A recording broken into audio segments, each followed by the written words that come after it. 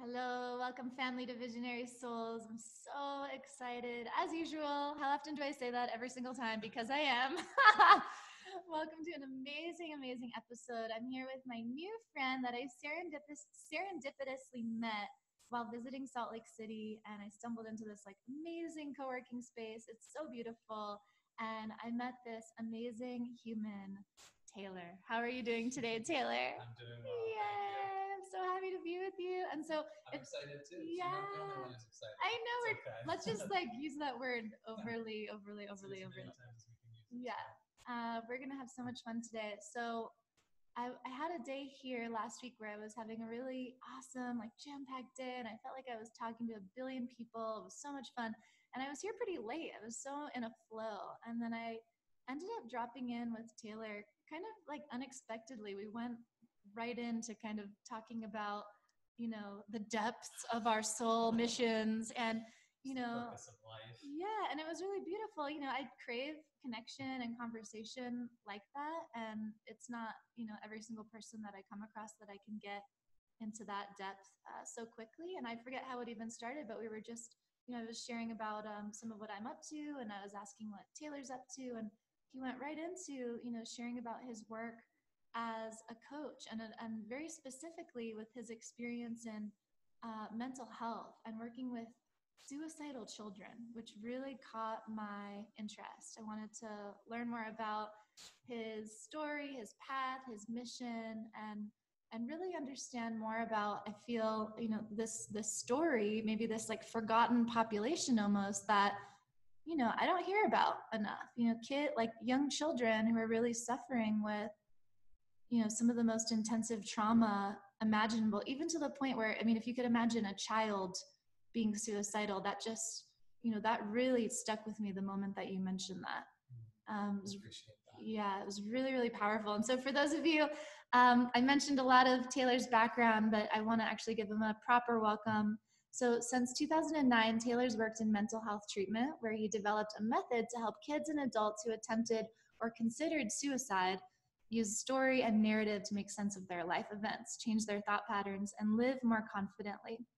And Taylor himself felt limited by the constraints of mental health, the mental health industry, and decided to take his skills on the road, where he created his own business called The Tailored Quill. Everything he has ever done and currently does for people, it can be oversimplified as customized self-expression. And he created a method to help his clients with writing, editing, and public speaking. But really under this, I really understand this, umbrella of narrative. And what I get about you is that you really help people become fully empowered to change their story and therefore change their thought patterns, change their energy, and live more in alignment with their true selves.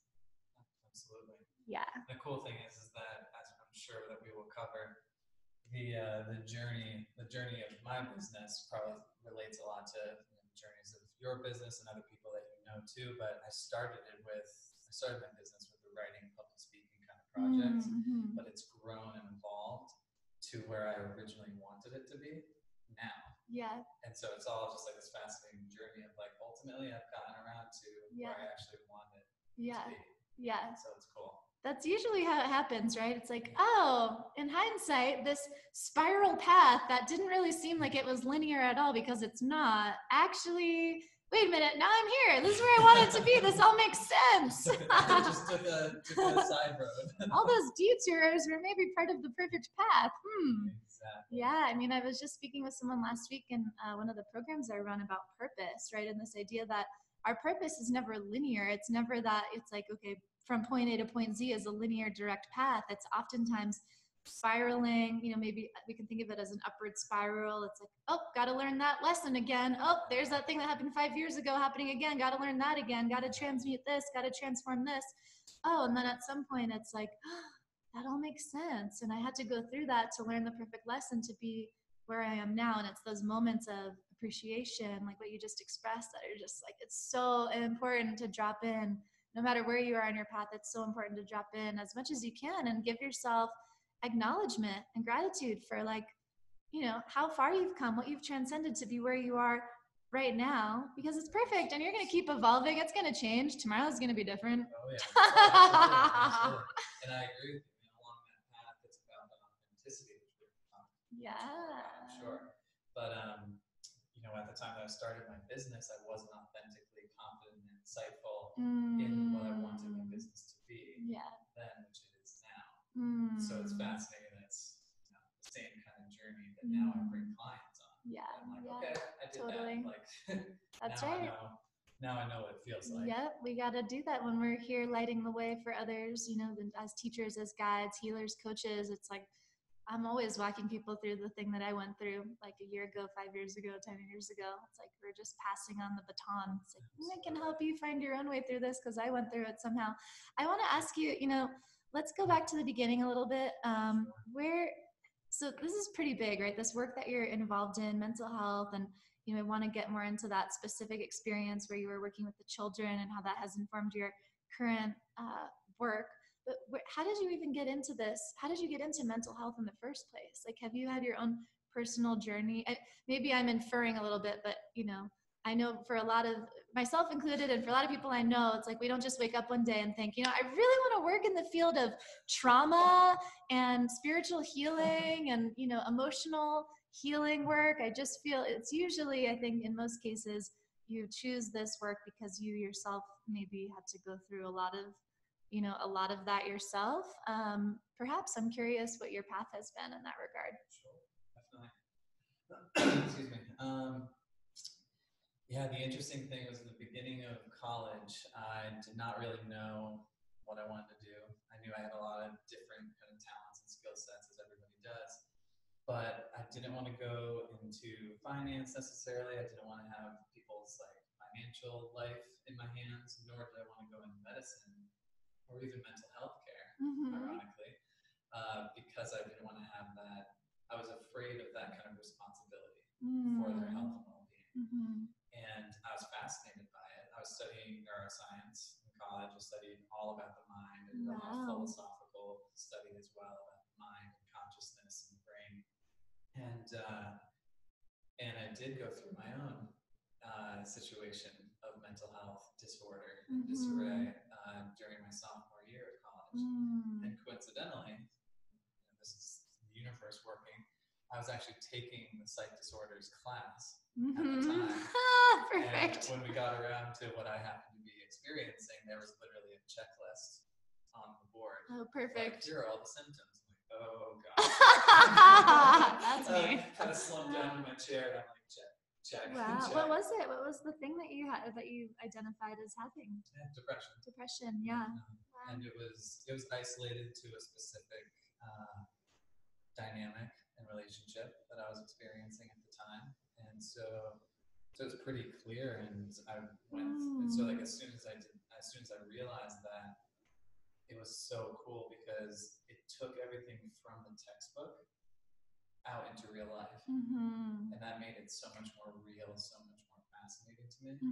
And so what I did was I actually took it upon myself then to interview as many professors as I could about all the signs of depression, like stress, trauma, genetics, genomic stuff, and epigenetics, and just learned as much as I possibly could to do a whole research study on what I had gone through, my specific symptoms, and things like that. So it's really cool, and it changed my life for sure. And that was the way that I recovered from depression. I did it actually completely on my own, without telling anybody except one professor who was just like, "Are you asking because this is what you're going through?" Right. Dang it. Yeah. You got me. Well, wait a minute. This is super empowering. You could have just taken a bunch of medicine and been like, I'm just going to wait this out, or I'm just going to smoke a bunch of weed or whatever. Honestly, a lot of people at that time, I think I was really depressed in college for sure. And I was just drinking. I just drank and did a bunch of drugs. Honestly, I didn't really have, I didn't have the tools to take care of myself. And I sought out some help, but I couldn't really receive it, because all the help I would seek out in terms of the on-campus therapist. I remember going to the student health center once, and really I had reached such a bottom at one point. Freshman year even, I was super depressed. I fell out of my loft bed in a blackout, and I had a loft bed and I fell out onto a desk, and I could have broken my back. I have a scar on my eye from it still. I could have died. knocked my eye out. It was like horrific, and I was really scared. And this has happened many times, so it's not such a big deal. But I'm aware of how scary that sounds. But I went to ask for help, and I told them what happened, and I didn't know what kind of help I wanted. I think I just wanted painkillers, honestly, at that time, to just shut it all off, because I felt so bad about myself. It was like the cycle of shame, shame, and hiding and embarrassment, and I went to ask for help, and they were like, "We think you have a drink. Have you thought about how you might have a drinking problem, and do you need some?" And then as soon as anybody would talk about stop drinking, I shut down. I couldn't, and I would just leave, and I pretended like that never happened. And I did that many times, so I acknowledge you for having this empowered sense of self, to even to say, well, wait a minute, I'm like my own case study. Like, I can research this, and I can heal this, and let's use this as an opportunity to learn. And also, I would imagine, share this with other people to help them. Like, that's amazing. Thank you. That's incredible. That's awesome. I appreciate it. And honestly, at the time, it was not to share it with anybody, because I was not convinced yet that that's the type of work that I wanted to be doing. Wow. But I was fascinated by self-reflection and self-exploration, and I had started journaling for the first time freshman year of college, so I already felt the power of reflection. Yeah. And the case study that I made of myself wasn't even curricular. It was like it was extracurricular completely, and I still have all the notes that I took. Wow. I would love to write it up more formally at some point, but I'm sure research has changed. But the point is it was so much more just for me to make sure that those 6 to 8 months or so that I was kind of in that state. Some people would call it a state of suffering, but I was just in this state of definitely a reawakening. Yeah. At that point. Love recognizing who I was being and how that wasn't serving me completely. Just making sure that I could understand those 8 months and know what to do with it now. Just learn it and make sure it wasn't a waste of time. That's such a great point. I frequently have it come up, and some of my best friends have even been testaments to this. Just that, like, the moments at which we feel like we've maybe had manic breaks with reality, or even one of my best friends talks about this openly. I'm going to interview her on the podcast coming up, about her. She was institutionalized for like 5 days because she just didn't sleep for 7 days. Medical field would have deemed that all sorts of different things, like a schizophrenic episode, bipolar, episode, all these things. And she's like, no, I had a spiritual awakening. Like, I had a new level of consciousness emerge. And it kind of took my physical body some time to reacclimate to this like new level of awareness and sensitivity and creativity and energy.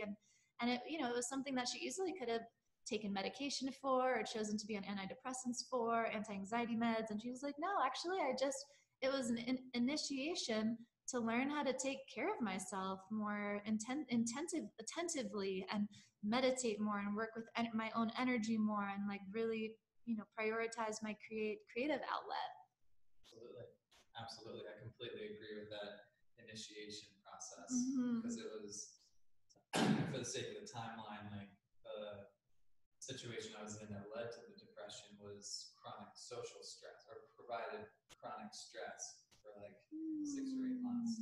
So scientifically speaking, my stress hormones were constantly. Yeah, you're in like survival mode, just like, wow. Yeah, and like barely getting any sleep, heavy workload, all that stuff. But then that summer came, and when the trigger was no longer there, that's when it flushed into recovery mode, which is depressive symptoms. Yeah. And then so coming that fall, when I started the actual case study of myself, I called it my reconstruction. Because at that time it felt like my personality and my mind had just been completely obliterated. Yeah. Just like my self-awareness was so, I felt like I was just kind of like floating, just with a ton of like pieces of me out there in my mind. And so I just did incredibly intense journaling every single day. Didn't tell anybody about it. I did some research, started to do that research, but I just did super intense journaling every morning, sometimes twice a day. Reprogramming yourself. It was literally, the way I like to describe it is building up a Lego castle. I was just like building little bricks at a time until it finally gets like the nice new sexy castle. Yeah. That is the true self, Yeah, we can all do that. It's like I've been hearing about journaling forever since like the beginning. I mean, even before I got sober, I remember that was a thing I would hear people mentioning, and I didn't take it like super seriously, I think. But in the last few years, especially as I've really come into more healing and guidance of others, it's like, and just in my own path, it's like, oh my God, this is such an extraordinary tool. There's something, especially for activating your intuition and doing like automatic writing or channeling your higher self, which we all have access to. There's something about physically writing by hand, doing morning pages, especially first thing in the morning when you're just clear and almost lucid, and you're able to communicate messages to yourself, from yourself, I believe from your soul, from your higher self. It's like reminders or specific things that are really important for you to pay attention to. And I find you have really, powerful answers to some questions that you may have too. And there's such a important, this is an important mechanism to tune in with, especially if you're undergoing, I would say, a massive transition or transformation or reconstruction period, which we all have at various times. It's like, where, at what point are you giving yourself time throughout your day to evaluate, okay, what do I want now? What do I value? What am I calling in? What do I want to embody? What's the chosen program that I really want to align with? And I just love that you give that example of like, you literally use that as one of your main avenues to like reconstruct a whole new, more authentic identity. Absolutely.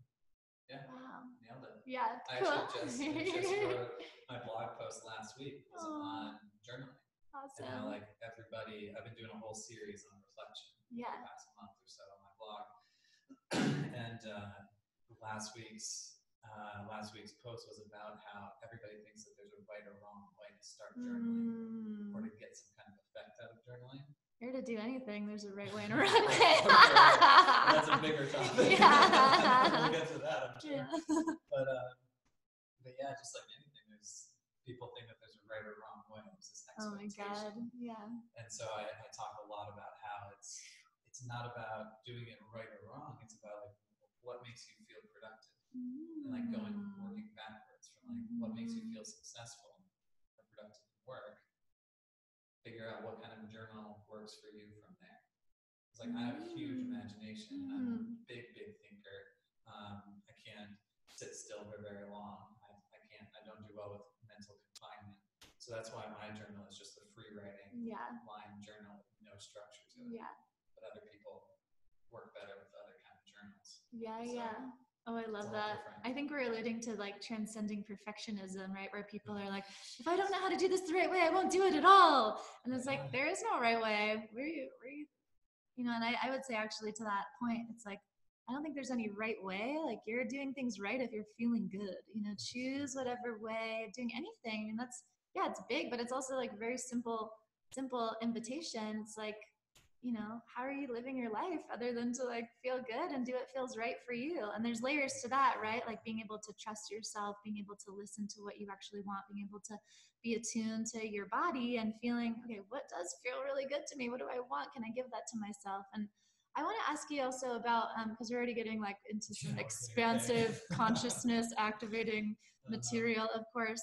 So where did the mental health work and work with children come in on your path? How did you end up in doing that work? Right. So I'd actually worked with children for quite a while in non-mental health settings, and then it just took like after. What does that mean? Like babysitting, or what do you mean? No, just like summer camps. Oh, cool. Camps, okay. Like different kinds of like sports camps, Sweet. or overnight camps, or day camps. So you had already been working with kids, and you really loved working with them. Yes. Cool. Yeah. And taking what I had learned from my experience and my reconstruction and everything, I was looking much more into like what are opportunities in the mental health world that I might be interested in. Because I was studying full neuroscience, like the hard science. I wasn't really studying any kind of clinical applications yet. And so I did a couple of job shadows and paid internships with a psychiatrist and a neurologist back in Vermont, where I was going to school, and then the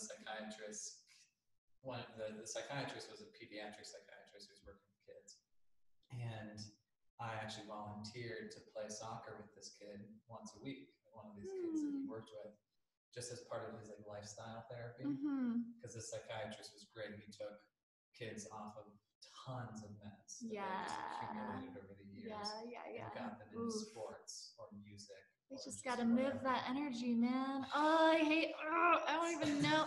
I don't even know like so much about the science, but what I feel is like this, God, there's just this huge like pharmaceutical lobby, it feels like, that's just so intent on medicating everybody. And these kids just have a lot of energy and they got to move. They got to be moving. They got to be creating. They got to be given space to express themselves and activate their superpowered intuition. And it's like the typical, our traditional school system in America, especially, is like, sit still, listen.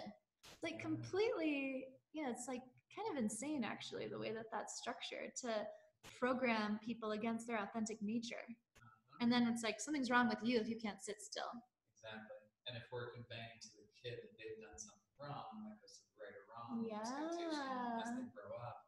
But also with like in psychiatry and everything. And I know a lot of great psychiatrists, there are a lot of great people in the psychiatry field, but I agree that there's an overemphasis in this culture on medication.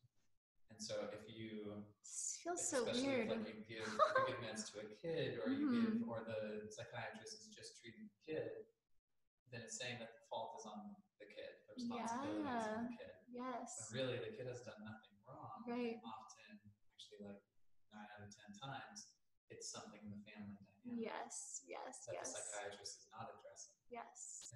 And society, even. It's it's all connected. It's all these other layers of like behavioral, social conditioning. And man, I resonate with that so much. Like so much of my stuff, like, which I take full responsibility for, like all the different like challenges and traumas I've gone through.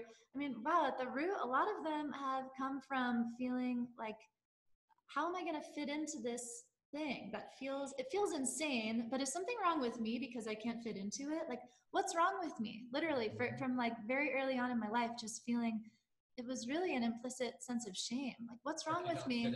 I don't fit in. What's wrong with me? Why can't I just get this? Why does everyone else seem to kind of understand what's going on?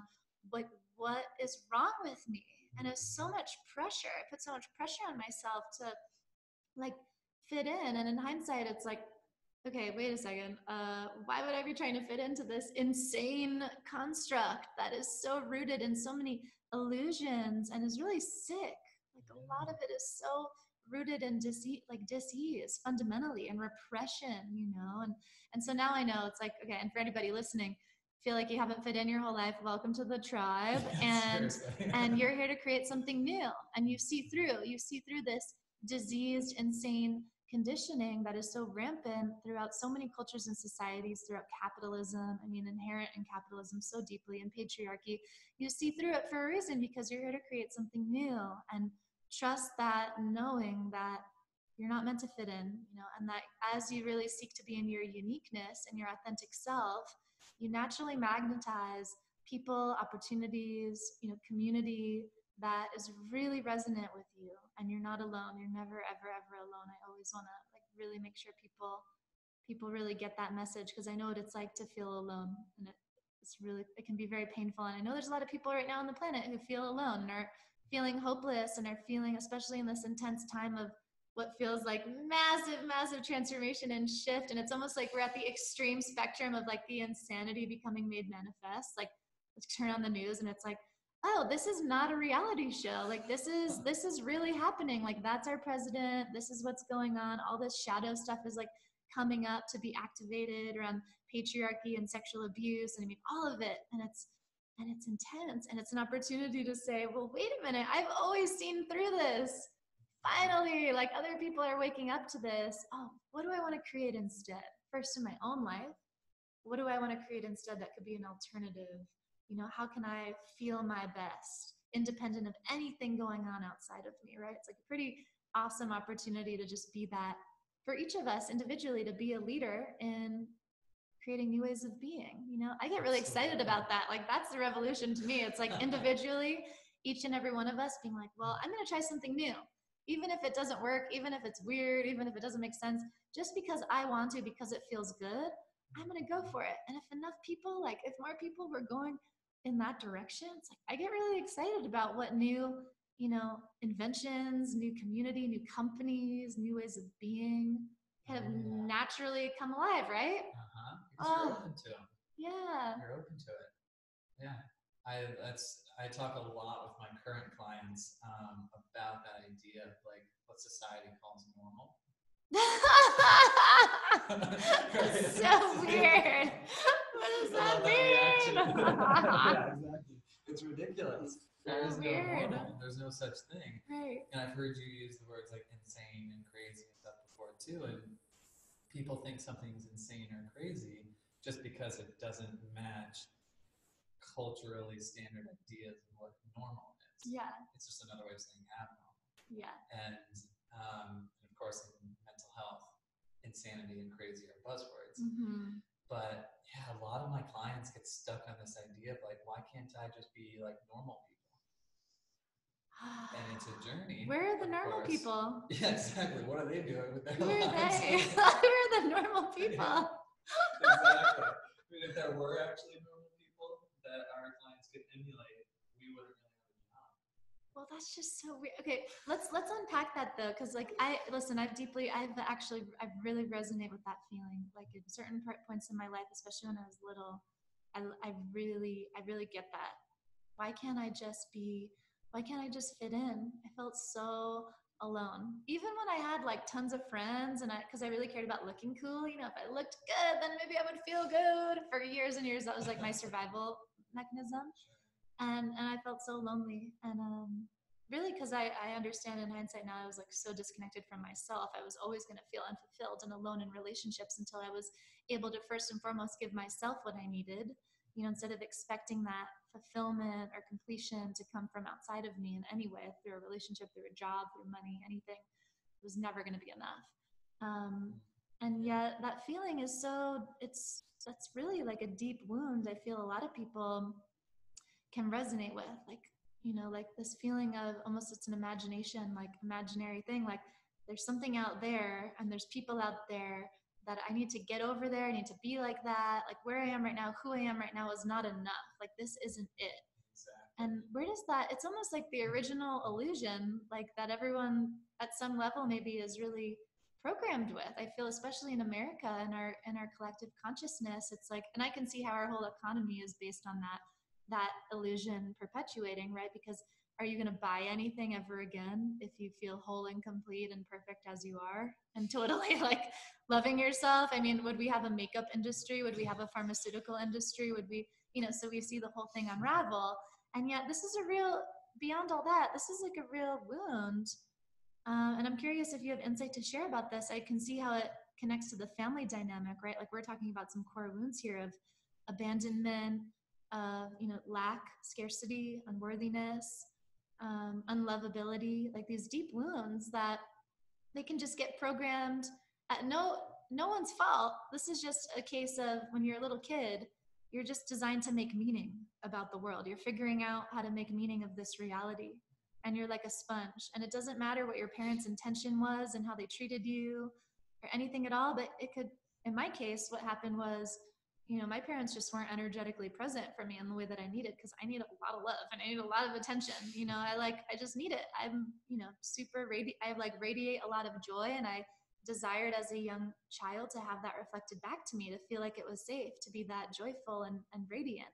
And my parents just weren't capable of being present with me in the way that I needed. And without knowing any of their background or context or conditioning, because they weren't there for me energetically in the way I needed, I made that mean that I'm not enough. If only I was better, if I was more special, if I looked better, if I, could get their attention, I needed to do something more in order for them to love me more. I made that mean up, a whole bunch of stuff about me that I carried on for, 25 years. So I'm curious if you have some insight about maybe your own journey in that, or if you resonate with any of what I just shared. Oh, absolutely. Yeah. Absolutely. I mean, there's so much to unpack. Yeah. Just in what you just talked about. Yeah, we're going in. I know. There are a couple of things in my mind that I'll try to remember to hit on in response to what you just shared. But the biggest thing is this word enough. Okay. Doesn't matter what religious denomination people subscribe to or anything like that, but what's commonly shared amongst a lot of religion and a lot of spirituality is that you're enough just because you were born. And you have divine love, you are divine love, you're just enough because you're here, right?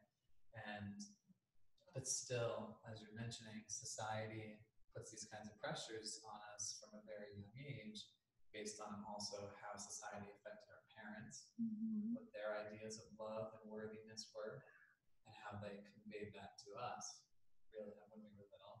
Unbeknownst to them, oftentimes they don't know what they're doing, or how they're conveying that.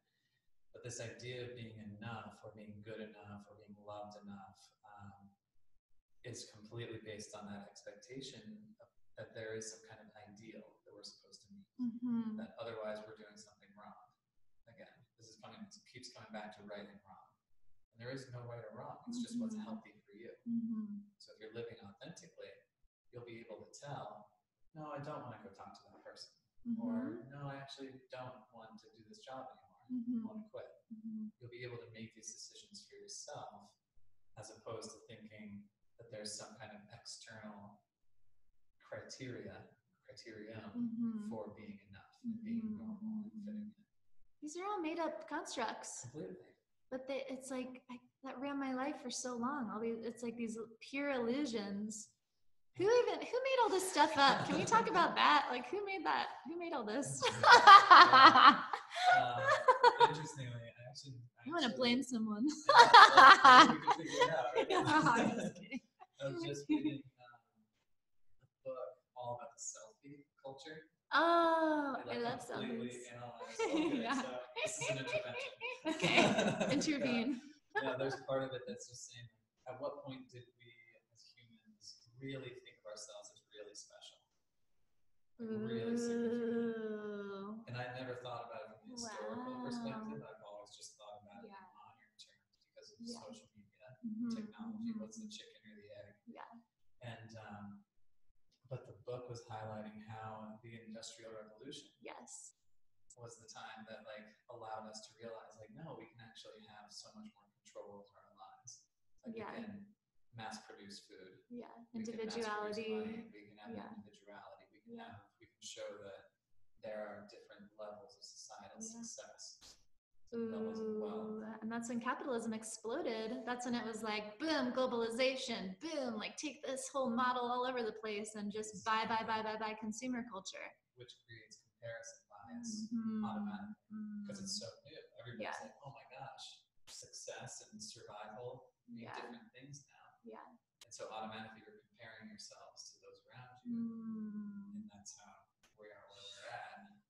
Well, it was, in terms of being enough. Another way I see that too is just this whole shift of it became about, wow, this is really fun to look at it through this lens. And I often tend to look at, all the things we're speaking to, I do look at it through an economic and political lens. How can you not? But it's deeply rooted, all of the shifts that you just spoke to, the Industrial Revolution, capitalism, globalization, all of it, it's all contingent upon this shift of our focus, of our perception onto total externality, total external senses of worth, total externalizing our value completely based on appearance, based on success, money, things outside of us, as opposed to, wait a second, my inner reality creates my external reality, but just almost it's almost like so many of these systems in which we're involved, just by nature of the culture we're born in, they are completely dependent upon us being disconnected from our true selves, being disconnected from our authentic self, being disconnected from our true creative visionary expression, because that's almost looked at as a danger. That's almost looked at as a, it's too much of a threat to the status quo, right? It's too revolutionary to have every single person individually expressed as their full authentic embodiment. Then people start asking questions well, wait a minute, I don't know about this mass prison system. This doesn't really feel, this doesn't really feel good. This doesn't really feel in alignment. Because really what I've experienced, as I deepen into my own connection with myself and into unity consciousness, creator consciousness, it's when I really believe that when you start to deeply love yourself and express, your authentic truth and honor your good feelings no matter what, you can't help but feel more compassion, love, understanding, and connection with all living beings on the entire planet. And you start to automatically pretty much make decisions very differently. You know, and you see things like war, separation, slavery, prison, industrial complex, all the different industrial complexes, you see them as insane. I mean, that's just my experience. And so that's why I'm excited about empowering more individuals at that level of like, well, wait a minute, when you take care of yourself and rearrange that whole perception to operate from the internal, disconnecting from any externality needing to define your worth, your sense of well-being or perfection, any of these illusions, they become irrelevant.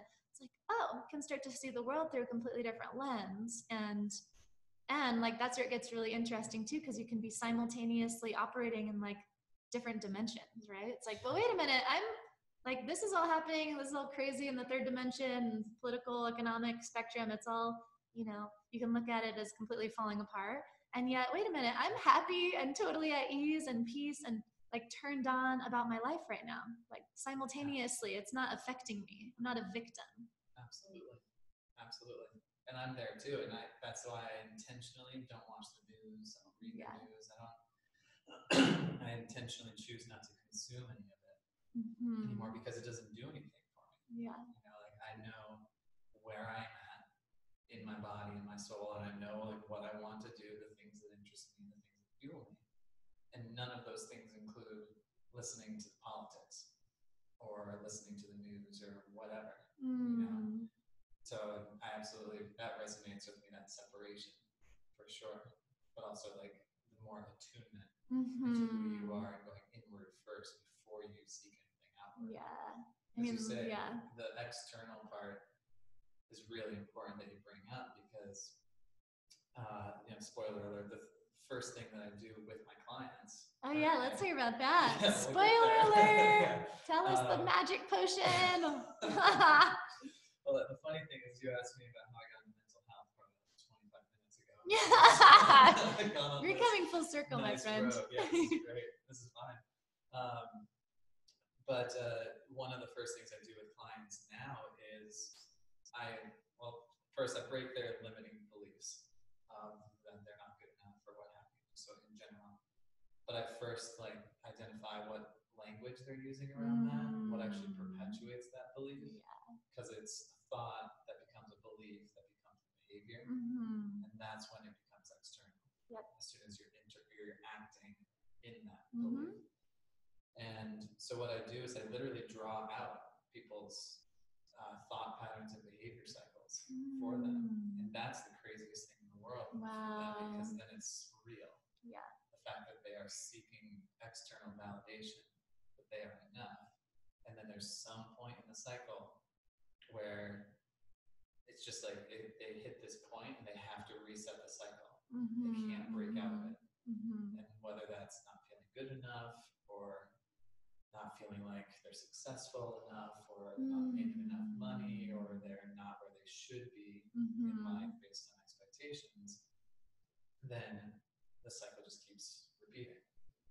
And so absolutely, like so many times, because the cycle starts on the inside and goes to the outside, everybody's looking for some sort of external confirmation that they're doing something correctly. When really, but that means that they're not trusting themselves. They're not trusting their own desires, their own mission, their own vision.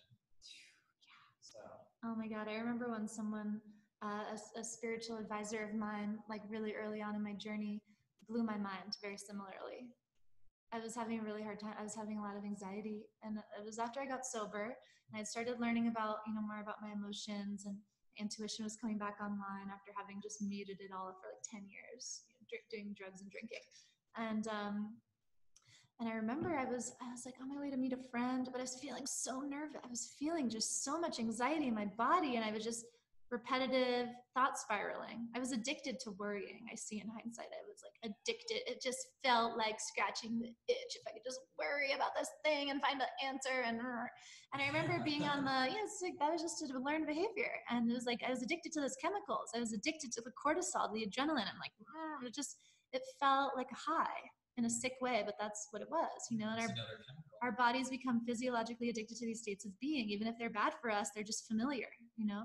And I remember speaking on the phone to my teacher, and I remember he like blew my mind because I was just explaining to him how I was anxious, how I didn't feel good. And he was really at that time trying to guide me back into my present moment body, out of my head, right? Because in my head, I'm just in the future, I'm in the past, I'm freaking out. I'm never like right present with where I am, and I'm not breathing. I was breathing like super upper breathing, like survivor mode. And, cortisol, you right? know, yeah, just like pumping the cortisol. Let's just do this, you know, let's just burn out. And I remember him saying, you know, what did he ask me? It was so powerful at the time because it just took me a minute. I was like, can you say that again? Like, what? It broke my whole paradigm. You know, he was like, well, you want to be happy right now, right? Like, he asked me, how do you want to feel now? And I was like, well, it'd be really great if I could just feel peace. If I could just feel happy. He's like, well, what do you need to feel happy now? And I was like, well, I just need all this. I need to know what's going to happen with this situation, whatever it was. I don't remember. It was like something I wanted to know the outcome of that was coming, you know? It's like, and I was just explaining to him, like, well, I'm just really nervous that this thing I really care about isn't going to work out in a certain way. And I need to know. And if I could just know that that's going to be taken care of, then I could be happy right now. And then he was like, does that make sense to you? And I was like, yeah, it does. Like, I just want to know what's going to happen. I just want to know. I don't care if it's playing God. Like, I want to know. I want to feel safe. And he was like, well, just play that tape all the way through. Say you knew what was going to happen. Say like you got your wish and you knew what was going to happen, right? You got it. You got the answer. Knowing the future, would you really be able to, like in this present moment where you exist, would you really be able to like enjoy yourself now? Or would you maybe feel maybe a different kind of pressure, feeling like now this present moment, you need to like be really mindful of all your actions, thoughts, and behaviors that will lead you perfectly to that end result?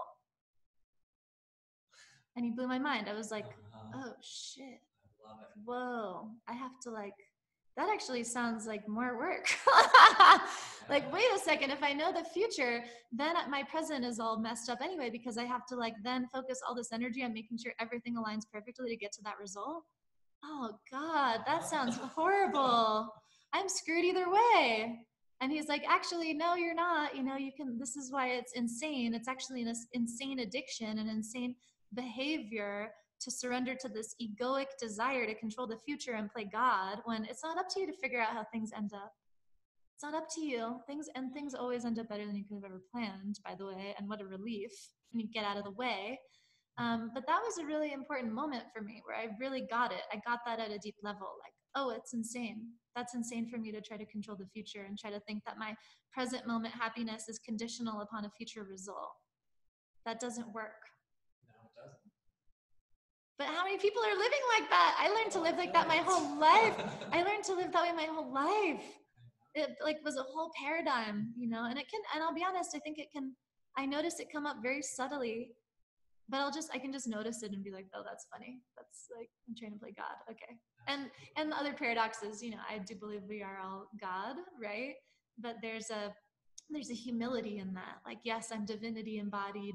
I'm, you know, the image of God in this human form as this like infinite soul, and controlling the future is not my job. I'm not in control. We're supposed to just be living in the present. Yeah. Why are we worried about controlling the future? That's not who we are. Absolutely. Okay, let's get back onto our sick whatever cycle we were going. I wanted to ask you about the kids. So how did you end up working with the suicidal kids? Really, I mean that seriously. I want to know about how did you end up working with these kids who were, you know, in such traumatic situations. Like, how did that come into being? That's just, I've never even heard of that term before talking to you. So I really want to know about that. Yeah, absolutely. So from that internship that I was mentioning to you at this point, 3 hours ago. We're in the quantum space. This is what happens. No, this is exactly what I expected based on our conversation last week. But from that internship, in a nutshell, there was a social worker who was also working with that family, and she saw that I was doing well with the kid and recommended me to a company for a job right after college. And there were some children there when I got that job, and there were some children there who were experiencing suicidal ideation, definitely a lot of self-harm behaviors. Wow. And they're really young. They're like 10, 11, 12, or... In that program, it was as young as 5, all the way up to 18 or 16, boys and girls. But when it really came in was a couple of years later, after I'd worked for that company for a couple of years in different settings, with a lot of self-harmers and not so much like suicidal attempts. I moved back home to Vermont and worked in a residential program there at the Northeastern Family Institute, and in their short-term crisis program. It was a residential program. It was a maximum of 7 kids, all teenagers. We sometimes took 10 and 11-year-olds, depending. And the cool thing was, in the work with that other company, I actually started to specialize with 10-year-olds.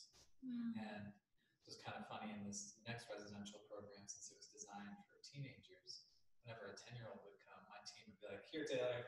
Like, here's your kid. Yeah, you take it. So I like take him or her for my 4-day shift. Wow. But that's where like that program was completely built for youth and teenagers experiencing suicidal ideation or who had attempted suicide or a lot of self-harm. And then everything that comes comorbidly with that. Any of the mood disorders, eating disorders, trauma, like all sorts of trauma. That was the word that stuck out to me in our first conversation, comorbidly. What does that mean? Yeah. So comorbidly means, morbid is kind of like a dark word, but basically it's meaning that it's multiple presentations happening at the same time. Yeah. So but like fatal, right? It feels like it's implied that they're like fatal states or things that will lead to a morbid, which means like deathly, right? Conditioning or something like that. Yeah. It's not necessarily fatal in the common use of the word. In the morbid just means kind of like has that connotation of dark, threatening, dangerous, etc. But in that situation, it's about how someone doesn't come to you with thoughts of suicide in a vacuum. Yeah. There's something else. There's a lot of things going on. They don't come to you with trauma in a vacuum. Yeah. They come to you with depression, anxiety. They come to you with personality disorders. There's multiple layers. Exactly. Yeah. So to say that things are comorbid together is that a lot of presentations and emotional patterns are occurring at the same time. What's going on with these kids who are 10 years old and suicidal? What's happening? A lot of it is the family. Like abuse, I would imagine a lot of abuse and violence. A lot of abuse. And again, this was back in 2000. I started working there in 2013. So it's almost 6 years. It's almost 6 years, and the past 6 years have like really accentuated that comparison culture. Yeah. The selfie culture, the social media culture. So if kids were suicidal back then, probably more magnified now. How much it's magnified now. Certainly in a lot of homosexual and transgender communities as well, there's still so much oppression and stigma around it, even though there's a lot more awareness being drawn to it as well. So I worked with many individuals who were either homosexual or transgendered or just had undergone so much abuse in any kinds of ways. Physical, sexual, emotional, just verbal, quote unquote, just verbal.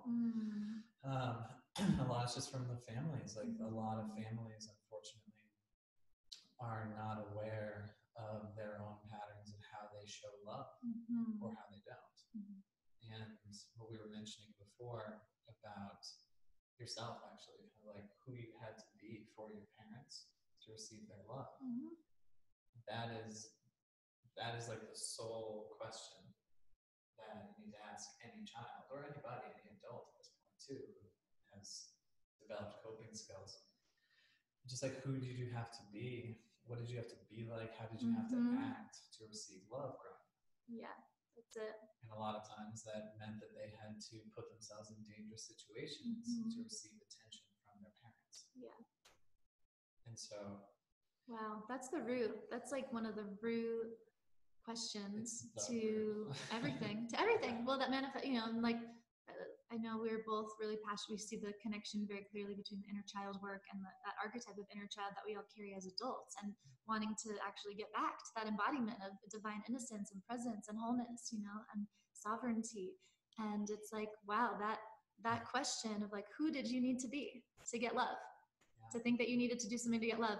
And how does that then manifest in your adult life as scarcity consciousness, showing up in unfulfilling jobs, unfulfilling relationships, codependency, you know, abuse, addiction. I mean, all of it. It's like, wow, that really can maybe be the simple root of all of those manifestations. It is. Yeah. That's 100% the root. Wow.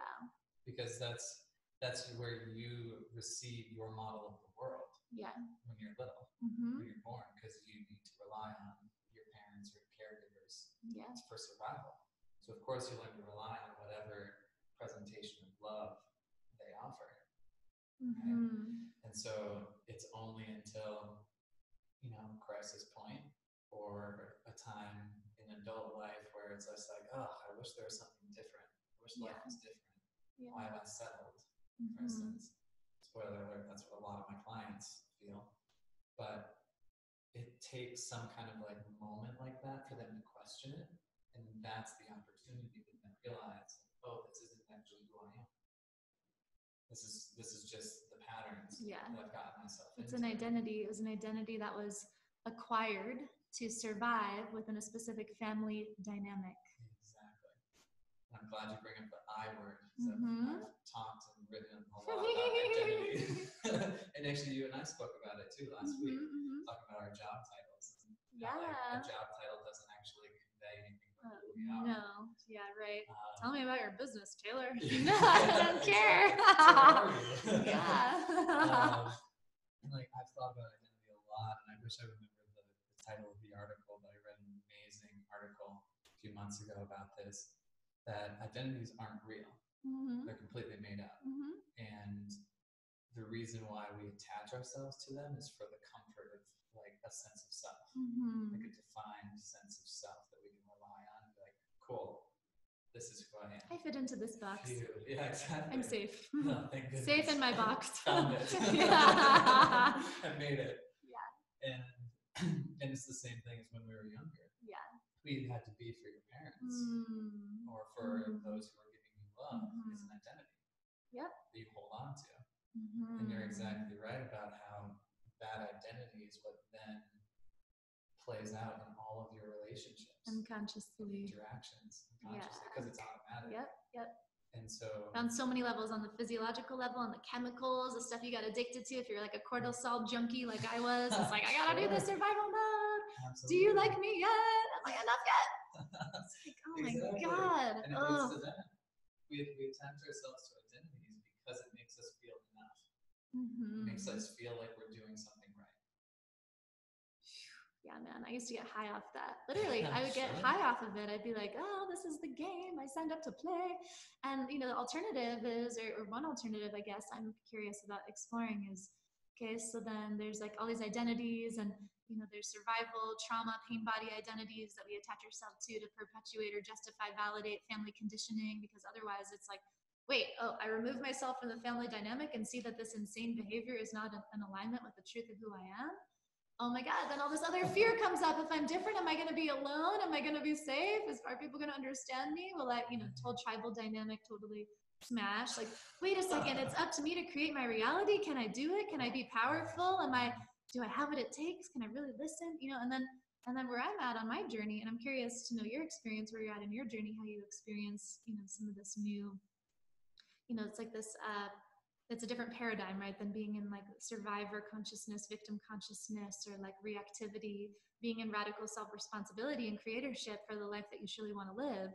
And what I'm finding is like a dissolution. I mean, I have so many different identities. I have so many different attachments. You know, I'm human. I'm here. I'm operating in the third dimension, living life here, you know, and you have egos. Yeah, and I have an ego, which I now love. Like, I love my ego so much, and I'm so grateful for it. I just no longer let it like drive my life.